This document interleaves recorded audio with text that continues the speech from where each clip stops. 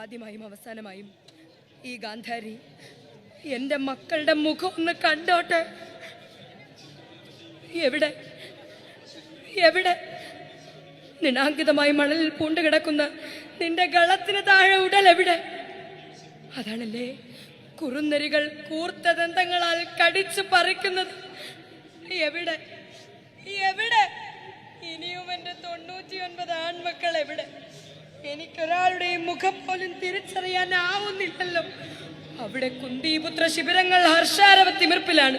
കൂടപ്പിറപ്പുകൾ 100 പേരെ ഹനിച്ച് 5 പേർ വിജയപേര് മുഴക്കുന്നതാണോ ധർമ്മയുദ്ധം? ചോരച്ചാലുകൾ ഭാവികാല ലോകത്തിന്റെ ഭൂപടം വരച്ചിട്ട ഈ കുരുക്ഷേത്ര ഭൂമിയിൽ നിന്നും ആരെന്തു നേടി? ഈ യുദ്ധം കൊണ്ട് നാം എന്തും നേടി?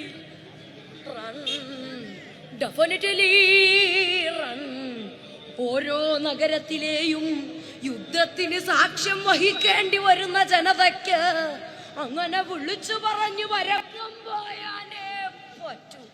ശത്രുരാജ്യത്തെ തെരുവുകളിൽ വരും. ഇത് തന്നെ വിളിച്ചു പറഞ്ഞു പരക്കം പായുന്നുണ്ടാകും. Run, definitely run.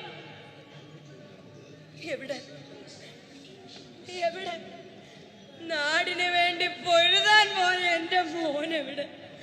കാണണം എനിക്ക് എൻ്റെ കുഞ്ഞിൻ്റെ മുഖം. ഉയിരോടെ ചുട്ടുകരിച്ച എൻ്റെ മോൻ്റെ ചാരം പോലും കാണാനായില്ലല്ലോ ഈ അമ്മയ്ക്ക്.